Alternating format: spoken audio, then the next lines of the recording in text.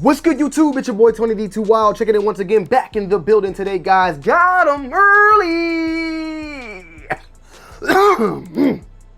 Today, guys, we got the Jordan 4 white cement.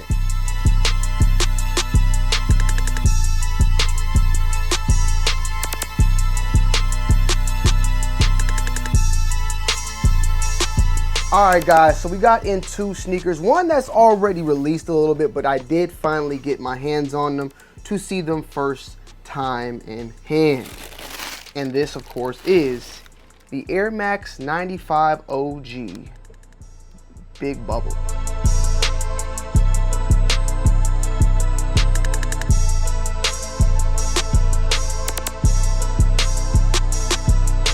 So yeah, guys, we finally got these in hand. We actually did a review on the pink foam, but I was not able to get these in time. And these actually released back in April.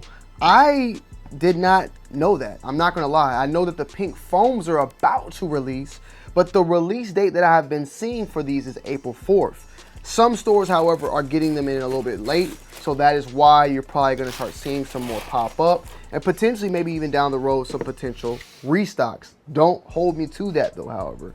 With that said, I've already kind of did my retro on the pink foam, so these are very similar, if not almost the same, but basically swapped out in a different color palette for that OG neon color. But if you guys know, when it comes to Air Max 95s, the neon is pretty much the original Dundada for this entire model itself. With that said, this is the first time me seeing these guys in hand, and in my opinion, they look fabulous. They do definitely look fabulous. The same big bubble, the seam going along that side of that big bubble, and you have this whole entire felt-like upper. Retail on these are $180. With that said, that is probably my only concern, or my only when it comes to the shoe, is the material of the felt. Now, I don't know if the original 95 version came with a felt, but over the years, that felt has kind of transcended into a more suede, better type of quality material over time. Some renditions have suede, some renditions have leather, and some renditions like this have this felt-like material.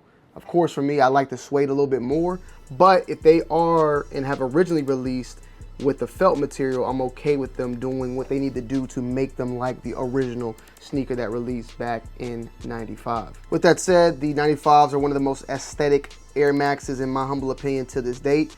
They are one of the more expensive versions and have held that price for quite some time, but they are still a shoe that is extremely comfortable to wear, and the technology has kind of held up over time as well for a runner, but also casual aesthetic look. Pretty much whatever you need it to be, it's willing to do, because the air unit and the comfort is all there. These are currently being sold in the upper 300s right now. With that $180 price point, you're looking at, you know, an additional $100 up in resale value right now as we speak on this, which is crazy. But hey, that's just how the market is, and for the most part, I guess these are extremely limited. With that said, man, I'm very upset that they didn't release this sneaker for Air Max Day as you know how they did the Air Max 1, they've done it.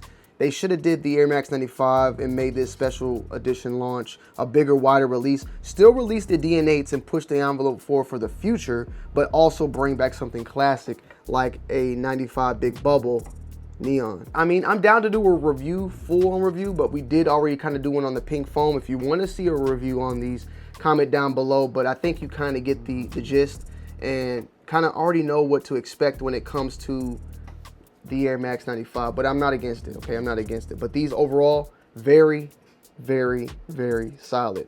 And they come in the OG box, just like how the pink foams came. And it states Air Max 95 OG black/neon yellow, cool gray, 8.5, 10 on the box. So keep that in mind. Moving on though, what you all came here for. Let's check it out, man. This is my first time seeing it, okay? Even though the intro shows different, this is my first time actually revealing it. I already got a glimpse of it. Ooh, chi wally wally, oochie bang bang. Jordan 4, white cement.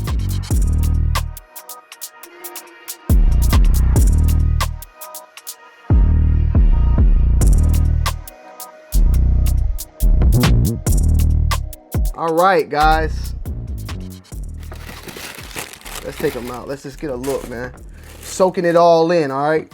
We have the Jordan 4 Retro Summit White Fire Red. That's what it says on the box here. Typical Jordan 4 box, the one we all know, the love, and has been around for quite some time. Set to release on May 24 for a retail price point of $225. And what Nike loves to say over and over, this version is close as possible to the rendition of the version that released back in the original 1980, three, or you know what they say. The Jordan 4 White Cement, designed by Tinker Hatfield and first released in 1989, is set to return summer 2025. This release promises to improve build and shape, closely resembling the original 89 pair. You hear that every single time. We hear it. But with that said, I mean, I feel like the previous pair that released back in 2015 was pretty close to doing that as well. I do see some differences, however, of the two. One off the rip, one of the biggest things that stand out to me about this pair compared to my pair, which we will review and compare the two from the previous, is that ankle collar. The amount of material that is right here. It's very, very it's overlapping extremely. And I'm not used to seeing that. Like even, let me see, let me just grab like we got the Jordan 4 Bread reimagined. And even on this, like, this peak, that overlapping is crazy. But it's also extremely prominent, like poking out. It's indented. It's something a little bit different. The shape overall is different as well. $225, by the way, guys. Keep that in mind. $225. Also, what I'm kind of noticing is there is not much of that material poking out on the top of the tongue. More leather overlapping going this way than the actual cotton-like material that you can see edged out on the top. That is not the case here, but maybe that's just how the original was. The overall shape, kind of more slanted. That's how usually the 4s and a lot of shoes back then were, way more in that right angle type of shape. The back also of the shoe is similar to the reimagined, the reimagined version, which is a little bit more wider. It's not slim, a little bit more wider. Nike Air on the back. Paint splatter feels good, and it is textured, has a grit-like material and feeling going on, all on the webbing and the wings in the back portion. Also notice even on the Nike Air on the back, you have the splatter effect going on, and you can actually feel those little splatters going on even on that back portion as well. The leather quality is, it's different. It's a little bit more, I would say it feels more sturdier. It reminds me a lot of the leather we've seen on the 85 highs. So it has that more harder, I hate to say like plastic because it's not. I think it is like a leather, but it's just a more firm leather than what we are typically used to. And it's definitely different than what was felt on that previous pair.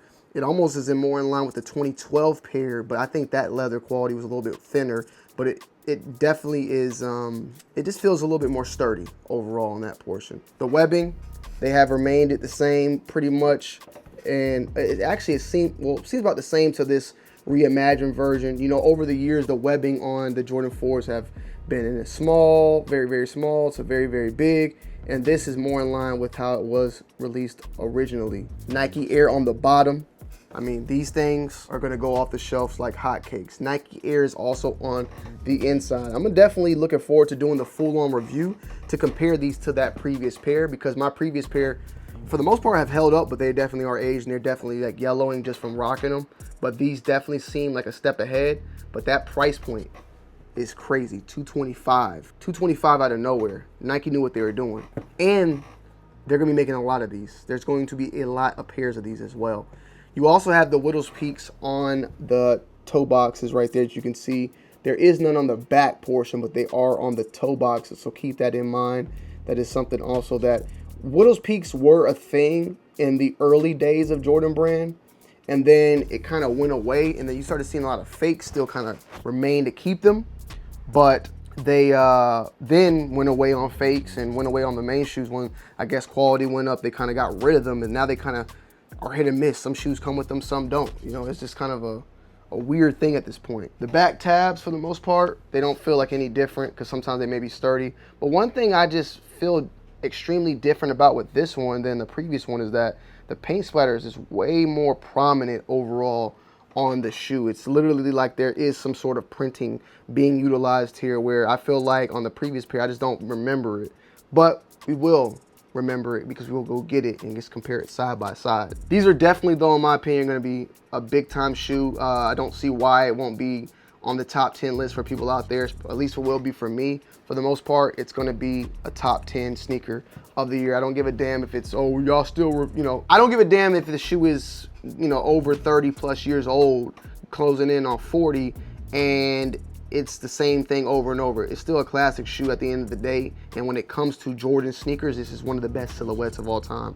This one, of course, the white cement and then the bread. You can't really get better than that when it comes to Jordan brand. I mean, so this is some people's grails and goats when it comes to the Jordan line. I am close to saying that that is the case when it comes to me. When it comes to fours, like the white cement, it's probably one of my favorite, if not the favorite. The 6 is the maroon. And then, of course, you got the 11s. I don't disrespect them, but it's pretty hard to compete with this one. But we've got to respect the 6 and the 11s because he won championships with those. With that said, tons of pairs of these, right? That does not necessarily mean it being an extremely easy shoe to get. That means there are going to be tons of resellers trying to get their hands on these shoes as well. So keep that in mind because it's going to be a resellers galore.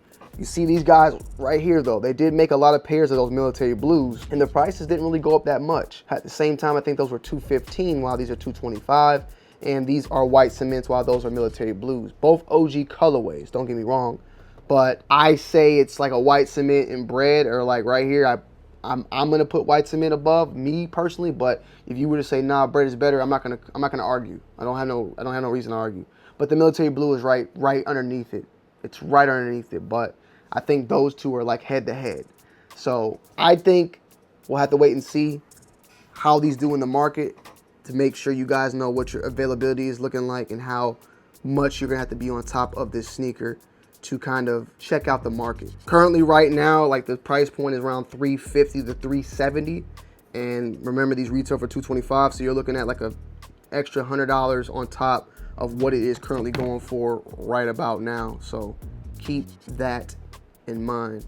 Stay tuned though, review on this is coming ASAP Rocky, and I will get you guys and girls in the loop on it as soon as possible. All right, I love y'all. I'm out. Peace.